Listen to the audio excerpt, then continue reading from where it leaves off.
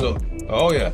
Shot. Yeah, shot at. Like my squad car got hit by gunfire and everything. So I've been shot at twice. Once. See, that's why I'm a realtor. You know, I'm not working with you. Well, so I did 8 years in corrections. Okay. I went to the patrol division. Okay. I did 6 years there. You did on the streets. Yes, sir. Wow. Became a crime scene investigator. Wow. So yeah, that was very exciting. Okay. Because you get all the calls that Okay. probably or normally will go on to TV. I'm bombarding you with questions. No, it's fine. Totally fine. Why should somebody vote for Patric? We're here late at night. Episode 43 is about to start, and I have a special guest, Patric Jones. Thank you. First of all, thank you for having me. Oh my God! It, Thank you. I'm glad, like from the golf course, right? Yes. All of a sudden now you're here. Absolutely. So, and I really appreciate it. You're Thank welcome. you so You're much. welcome. That's where we met. Yes. And we got to know each other, and a lot of things. I mean, we have common stuff. You love real estate. Yes. And I'm a big real estate guy, of course, obviously. Right. And so I'm glad you're here. I like to support, and especially I like to support the good people. That's really important for me. Tell the audience who you are, where you come. Like, my name is Patric Jones. I was born and raised on the south side of Chicago. Okay. I'm currently living in Will County. I've been a resident in Will County for 28 years. And I've worked for the sheriff office for 24 years. Wow, long time. Yes, sir. Yes, Wow. sir.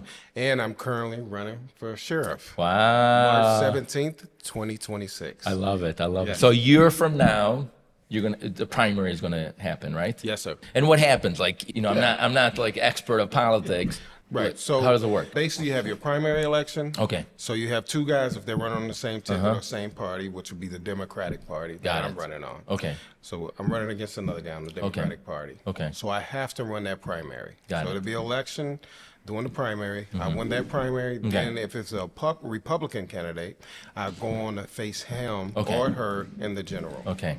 So Wow. yeah, interesting. It's a grind. This is my first time ever doing. You're this. excited? I am very excited. I know. First time ever doing this, and it's a lot of work. I think everybody should do it though. Yeah. That's passionate about it. Yeah. Yes.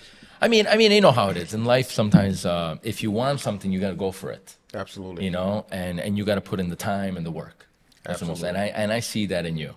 Thank you. Like, I see that, just by talking with you at the golf course, about you're talking about, how you treat your tenants or your real estate transaction or even your work experience, right? Right. Come on, you've been 24 years in the Will County Sheriff Department, like all 24 years in the Sheriff Department, so like how? It's an office because you're an elected official, correct? Okay. So it's the sheriff office. So 24 years. During my tenure in the office, I spent 8 in corrections. Oh, correction, wow. That's in jail. That's the jail, correct. Wow. So I started my law enforcement career in the jail, Wow. which I'm very proud of because it teaches you, which I think everyone should start there, right? But not everybody does, right? No, they don't. Some just go right to the rope, but it teaches you how to interact with people. Okay. And sometimes people are difficult, and that teaches you even more how to react and how to de-escalate. That's very important in law enforcement right now. Yeah. So I did. Especially now. Yeah, absolutely. Yeah, 100%. 100%. Because that's the first thing. Yeah. You want to try to de-escalate any violent situation that you try to get into. So I did 8 years in corrections. Okay. I went to the patrol division. Okay. I did 6 years there. You did on the streets? Yes, sir. Wow. Became a crime scene investigator. Wow. So yeah, that was very exciting. Okay. Because you get all the calls that Okay. probably or normally will go on to TV. So you get homicides, or anything from like homicides to like your regular criminal damage to property. Wow. Okay. Or a battery. Okay. So Yeah. our main thing is to collect evidence to either convict someone or to prove their innocence. To say, hey, this could not be done because the evidence does not match Yeah. up.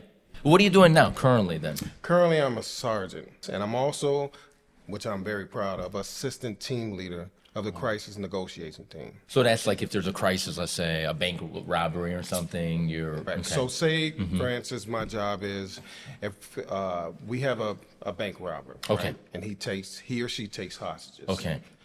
First thing, very important, de-escalation, right? Safety of the hostages. If we can get this to a event where no force is being used, that's very important. Wow. Okay, so you speak. That is the most powerful asset of any person. So true. So you want to speak and try to talk this person down. Yeah. Right. It's all about negotiation almost, right? Correct. Kind of like what I do. Yeah, In a daily basis. A little different, right? I'm not trying to like, no, it's probably get a robbery out of a bank, but still. But it's you trying to make a sale. So Yeah. you find things that we got something in negotiation that we call hooks and triggers, right? Yeah. So hooks are things that will keep people thinking of why I shouldn't do a violent outcome on whatever situation. Triggers are something that agitates people, so you want to stay away from that. Yeah. And I'm sure you do the same. Yeah, 100%.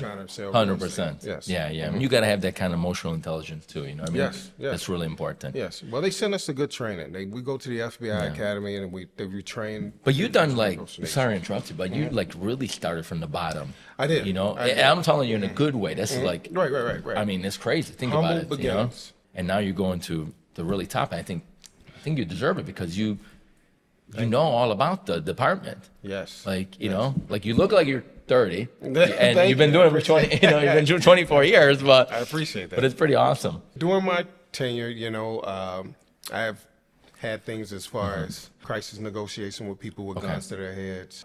Guns with their head. Guns to their heads, yes, sir. And as far as being ambushed. Can you share like an experience? Oh, absolutely. Like it happened? Like if you can. We get a call, like we normally do, if it's a crisis intervention situation. A young man was on the side of the road where he had a gun to his head. He was under crisis, correct? Yeah. Mental health is something has to be taking place better than us trying to lock this mental health patients up and stuff. Because mental health is it's serious and it's out there. It is. So he had a gun to his head. The young man thought he had nothing to live for. He wanted to take his life. This goes back to training when I was telling you about. You have hooks and you have triggers, right? Yeah. One hook that I found with this young man is that he loved his sister, his younger sister. At the time, his sister was still in grade school. Okay. So every time I would talk about her, I knew I would reel him into that's giving him a reason to live. Yeah. So I basically started stating, hey, why don't you want to see your sister, you want to walk her down the aisle. Some single parent household, no man in the house. Yeah. You are the man of the house. You want to be there to walk her down the aisle. Not only that, you want to see her be at her high school graduation. Yeah. Would you believe that this guy ended up putting the gun down and Wow. going to get help? Wow. I still talk to that individual man. to this day. Wow. One of my proudest moments. Salutes for that, Salute. man. That's pretty amazing, man. Thank you. Wow. One of my proudest moments in being in law enforcement. Wow. Now, I was also on the That's SWAT better team. than anything, right? Yeah, Better 100%. than money or Right. any award or any becoming even He sergeant. sent me a Like, picture of his This- sister graduating from high school. oh my God, I thought that was awesome. dude, that's awesome, man. Yes. Man, I got the chills myself.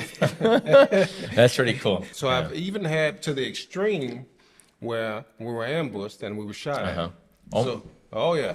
Shot. Yeah, shot at. Like my squad car got hit by gunfire and everything. So I've been shot at twice. Once. See, that's why I'm a realtor. You know, I'm not working with you. Well, once when growing up on the south side of Chicago, I got stuck up for my starter jacket and I got shot at. Okay. Wait. You're the south side of Chicago. Yeah. Not even I was wearing a Knicks jacket. I'm a Bulls fan, right? Okay. Wasn't even my jacket. It was a loaner from somebody Okay, else. whatever. Yeah. So this guy asked me for the coat, and then he's like, I was like, okay. And then he shot at me after I gave him the coat. What Thank the God hell? I did not get hit. So, Wow. and then once as a police officer, I have been investigating several shots fired calls on this particular incident. I was a sergeant. I'm literally looking at shell cases on one shots fired call. Yeah. And I'll hear shots coming from the north of my position, current position I was at. I would call in county, I got shots coming from north, I think it's on Oak Street. Yeah. So I did like 4 shots fired calls. Like about 3 a.m., 4 a.m. in the morning, Okay. we get a house that gets shot up. Going to the house, canvassing, seeing if we could find video or whatever to match with the suspect who Yeah. was shooting. We come out of the house, all of a sudden I hear another shot. I hear shots, pop. Now these shots are close, they're danger close. And then I hear zing. Like I say, that first time I remember I got shot at when I started coach, I knew we were taking gunfire. So I immediately ran towards a gunfire. It's a procedure I was taught in SWAT training. Okay. It's called leap and bounding. Okay. So basically I will cover and then we'll go towards the gunfire. Okay. So very scary, but more importantly, the men that were on the scene trusted my leadership to run towards that gunfire. That technique does not work if they don't trust me. Of course, 100%. I can appreciate that. Yeah. They are the true heroes of that situation. I mean, that's leadership. You know, I know you don't give yourself credit and you're humble, but that's big on leadership. You know, because you set the example. I mean, election, it's not that far. It seems far, but it's not that far. So I think you hit it right on the head. You have to want it. Right. I think in life, if you don't want it, like you're just not, you could talk about it, right? Right. But talk is cheap at the end of the day. Absolutely. You got to walk the talk. Absolutely. And why not? Right. Right. I think sometimes it's kind of like you have so much experience and there's so much good you've done, and there's people probably done half you done and they probably got a better shot because you're like hiding. You're a secret. Right. Right. So that's why you got to kind of be out there. And you just got to be you. That's all. But my question, because lately, there's a lot going on in the public, right? A lot going on, the news and how people see police, right? And I bet there's something not only in Cook County, because I know we're in Cook County right now that we have, but probably even a problem in Will County. What do you want to do better for the community or for I don't know. I'm just thinking, I don't know. Maybe it's a silly question, but. So you hit it right on the head. It's a lot going on, right? Okay. And lately, law enforcement has been taking it on the chin, right? Yeah. And that's because it's a small batch of people who works in law enforcement get caught on video doing something. Exactly. I think the majority of the law enforcement officers truly get up to work to serve the people, okay? So my one thing that I would like to do is be totally transparent, all right? And you can do things as far as go to community events, introduce yourself. I am patrolling, and my command staff will be at community events and meetings and saying, hey, what can we do to make your community better? Okay. What are some of the troubles that you're having in your community? Yeah. Whether it be range from traffic or to, hey, this guy has heavy traffic coming in and out of his house. Or, hey, they're speeding up and down this roadway. We need traffic enforcement. I want to ensure that they get their proper service. Okay. So transparency. Transparent. Very important, because if you don't have that, you won't have the trust of the community. I feel like that's what's missing now, It's like those few videos out there, they portray you guys like the bad guys now, you know? Right. When you're really trying to help out, and there's many, many cops that are really good people, 100%. good I've family, seen it all the time. Cops run into the sound of gunfire or an emergency to help people. How is technology in your, I'm all about technology, right? I use it a lot in my real estate. Right. I could be wrong. I feel like it's lacking a little bit. It is. So basically, we need to be brought up to part on technology, right? A lot of crimes are committed through the use of technology. Okay. So we can better train our officers in how to use technology and how to combat crimes. Because sometimes the criminals know more than the than the officer, right? You were helping me out with my social media. So I mean, you should, right? So, but we need to. That's very important. Yeah. So I will ensure that officers get the proper training to handle these crimes that are being done through technology purposes. But is there high? I mean, I know you can't tell me numbers and everything. But is there a high crime rate on certain parts in Will County? Certain parts, yes. Because I'm positive if you're running, right, there's going to be a lot of people. They're going to elect you because they want results. They want you to do something. Correct. Right. And I'm positive there's certain parts where maybe crime is higher than other parts. Right. So what's your goal? No, not very good. We've been locking this problem up for a numerous amount of years, okay? You get a person in custody. I want to change the mindset of the criminal, so to speak, okay? Okay. And try to put in place where they can get jobs or through a trade, learn a trade to not continue to commit the same act. Okay, you know what I'm saying? If it's a burglary, right, what do? We'll let them out. Yeah. They go to jail. They become a better criminal, But we can put the appropriate institutions in place to change the mindset of the individual. Would you have the power to do that kind of stuff? Yes. Going to the county board, explaining, hey, we need more institutions. And just like I explained to you, we have been locking this problem up for years. Yeah. Let's try something different. Because it's almost like people just cover it up, right? Right. You keep doing the same thing over and over again. What is that? Insanity. Yeah. So let's take a different approach from crime fighting, okay? You make the arrest, see if the judge we can work out something to where this individual can go through a trade school. They're doing it up in other counties right now. Yes.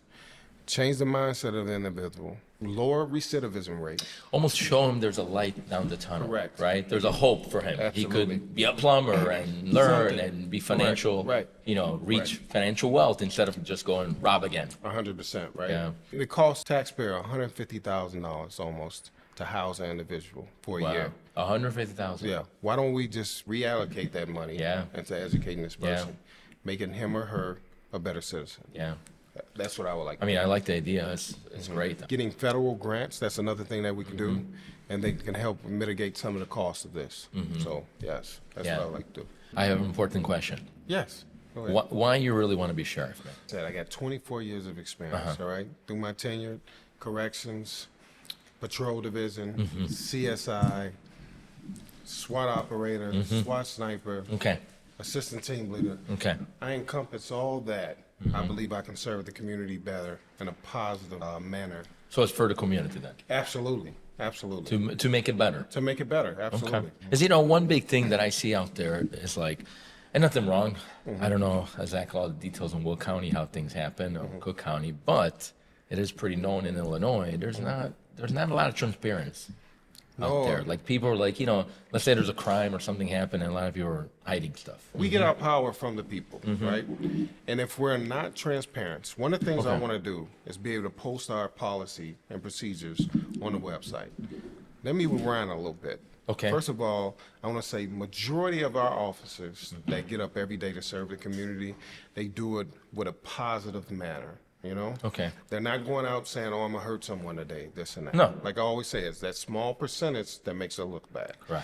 But the people who work for our office, they are very hardworking. They're dedicated to their job, and they do a great job at it. It's very important for this office to be transparent. Right? Yeah.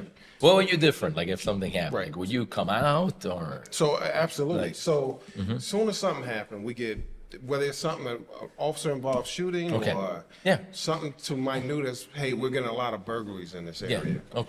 That would be posted to a website. I will come out and post it to a YouTube page. All through social media to keep people aware. YouTube page. Yes, I would start one. Would you guys set up a podcast and stuff like we're doing something I like would like this? to, absolutely. Why not, right? Right. Total transparency, right? Yeah. I need the trust of the people. Yeah. Okay. So I mean, I feel like people would love to like tune in and once in a while see what's going on. Right. You know how a lot of our crimes get solved? Going to the people. Giving us information and giving us tips. Yeah. Plus, in these days, the more transparent you are, it's better. Absolutely. Really, that's what I'm seeing on everything across the board, from politics to business to real estate. Just be you. Be real. Right. So I think people like that. Like, Absolutely. That's strong. That's strong. Talking about communities again. Sorry, I'm going back to community. No, it's fine. Because, I know when someone is an adult already, right? That's sometimes it's hard. You're going to try to fix, you told me about your programs you have and trying to help people, but why not start with the schools, with the younger, younger people that have problems, don't have, fathers at home or have difficult situation and areas where you see more of that than other parts of Will County. And I'm positive you have many. Absolutely. Greg, listen, I grew up on the south side of Chicago. Okay. Single parent household, understand completely what you're getting. We need to go to those communities, and advocate for them in a positive manner by bringing good institutions in. Like I said, changing mindset and building a relationship with those communities and helping the youth out. So I totally understand that. So you would go to schools? Absolutely. Absolutely. That's where it starts at. Yeah. Helping the community. That's where I became a civil servant. You want to help the communities in which you serve those, and you live in the community, right? So you want to see it do better. Not just one specific community, all communities. There's a lot of great things you want to do in the schools, it looks like. I like that. But what about and again, I'm talking as a citizen that really don't know much, right? But there's some schools I see they have, what's it called, security guard, I don't know. There's some police officer, and there's some, and I'm just talking about clients because I do the Southwest side a lot. And there's somebody, let's say, they'll tell me we have a police officer there, and some are like, no, we have nothing, and I don't know, and they're afraid. I'm not sure. What do you... So first of all, every school should have a school resource officer, SRO. Okay. Some schools in the more affluential communities have them. Some schools in the not so affluential communities don't have them. But you guys do have like some officers in some schools then, as of right now. Not in all of them. Like, how does it work? Who makes the cut then? Like the money. It's all about money. The money. Whoever, yes. The district? Yes, pretty much. So some schools are more. They have more money than other school districts. Have SROs. Other schools that. And is that right? Like, I don't know. No, absolutely. It's not. Like, I had a ticket the other day. I went to a court. There was like 20 officers there. Right. I mean, nothing wrong. I felt protected. I felt comfortable. Pretty safe. But that's how you should feel, right? But I would want my kid to be safe too. Like 100%. Especially in certain areas where. Right. In certain areas. It's very important. So it's very important for two reasons. To show interaction with those communities, right? So the police are your friend. Okay. And that's at a young age. And for protection. But can you do something about it? Like if there's a parent or there's a bunch of parents and you're gonna win, right? Right. And they're like, hey Patrick, I need help. We don't feel safe here. We don't feel safe in the school. Can you place an officer there? Absolutely you can. Even if they don't have a budget? Yes. They don't have money? Reallocating that money, right? That funding, what we spoke about. You will have that power. Yeah, absolutely. Okay. Basically, we'll reallocate that money. Find out what the wasted spending money is. That the current administration is doing, and reallocate that and direct it in a positive manner that will better serve the community. Okay. So there's for sure waste. Oh, absolutely. The current administration is wasting some money. Yes. Okay. Now, it's happening a lot. Yes. Everywhere. Yes. And you know probably more than anybody being in it. Why don't you tell people a little bit more about you? Now, besides the work history. You have family, you have kids. You want to share that, or you mind? Yeah, no problem. I just feel like maybe it's a tip for me, but I feel like the more personal you are, the more you connect with the real people. Right. Born and raised on the south side of Chicago. Okay, I left Chicago when I was around 21. Okay. Come from a single parent household. Okay. Truly pulled myself up by my bootstraps. Right. Yeah. I don't advocate a victim mindset. No. I believe hard work pays off. Yeah. I've been out in Will County for about 28 years. Yeah, you said so, and I love Will County. Yeah. Trust me. What did you do before the 4 years without? Everyone has a journey, right? Everyone has a story. I want to hear it. Okay, so how I got out to Will County is I started working at UPS while I was in college. I like it. Okay, that's good, man. If you ever think about dropping out of college, go work for UPS. Because it's a hard job, and much respect for those guys that work for that. Yes. Basically, they'll put you in a 53-foot trailer, and you will load walls up with boxes to get packages out to them. And you're dealing with people. Yes. And you're on a time crunch. Yes, 100%. Because you got to get these packages. You got to get done. Right. Yeah. So someone came to me and told me, hey, it's a place hiring Olston. It's a temporary service. Okay.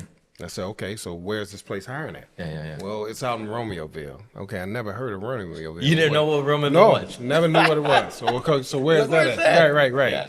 Southwest suburbs of Typical Chicago. guy. Right. Southwest suburbs of Chicago. So I ended up commuting, filling out an application at Olston. Okay. Went to go work for this warehouse in a temporary service. Okay. So if they liked you, they would hire you on full time after like 3 months. Okay. So come to find out, this warehouse was Montgomery Ward's. Yeah. So I'm working there. They hire me on full time. I'm making good money. Then they hire me to be a supervisor. Making great money. Wow. But the benefits just was not there. Okay. At this time, I'm married. Yeah. I have 2 kids. Okay. Three kids at the time. Okay. So I need benefits is very important. Yeah. These kids go to the hospital. But at that moment, you're like already 2-3 years in. Yep. Living in the area. Yes. I moved in. Did you move in Romeoville? Yeah, I did. I moved in and I Romeoville is nice. I sold a bunch of properties in Did Romeoville. you? Okay, yeah. Moved into Romeoville, rented a house in there. We do Southwest side too. Do you? Okay. Just, just for the podcast viewers. Good. So then someone was riding past and say, hey, the Will County Sheriff Office is hiring for correctional officers. Wow. And I go, okay. I go, well, how are the benefits? So I started looking into the benefits. Yeah. The benefits, it fit my need for my family at the time. So I said, and I was making more money in the retail side. Yeah, of course. So I said, I'm going to start putting in an application. So I put in an application, And when did you know? Montgomery Ward's called us in and told us that they were going bankrupt. Oh. Yeah. Wow. So I'm married, 3 kids, moved out to Romeoville. Yeah. And I'm thinking to myself, how am I going to pay my rent? Yeah. Right. So they said, we will keep you on as long as we had to liquidate the warehouse. The warehouse was huge. Okay. So they had the merchandise in. We had to load trailers up so they can liquidate. Well, God is good. Because I was only out of work for like 1 month, 1 or 2 months. The sheriff office called me, sent me out to the Corrections Academy. So working for the sheriff office, we have a residency. You have to live in the residence. Okay. So it was perfect timing. But you already lived there. Yes, I did. You lived already. Right. But if I would thought about moving back. No. So no. Yeah. Wow, that's a story. Yeah. I like it. I like it. How many kids do you have then? I have 4 kids. 2 boys, 2 girls. Yes. Nice. Yes. Awesome. I mean, you're really the perfect fit for the position. Thank you. I appreciate that. And you're not talking like, you're just like, you've done everything. Right. And you have all these examples to share. And, so good leader for sure. Thank you. I appreciate that, Greg. Thank you so much. This is important. You know what I mean? Right here, we're on a podcast. We're real and pretty transparent, like your whole campaign is. Yes, absolutely. We're pretty upfront with everything, We're not hiding anything. No, nothing at all. Yeah. So my biggest question now. One more. I'm bombarding you with questions. No, it's fine. Totally fine. Why should somebody, my client Max Antoniette, that live in Bolingbrook, why should they vote for you then? Why should I tell them, hey, vote for Patric? Very good question, Greg. Tell me. The reason why I want the citizens of Will County to vote for me is because, first of all, I'm running my campaign on transparency, okay? That's very important. Second of all, I want to build a closer relationship with our community, all right? I want them to get to know the people who are working their area, other than us coming through, arresting people, and then we're out. Okay. It's real community policing, all right? Okay. I need the community to trust us.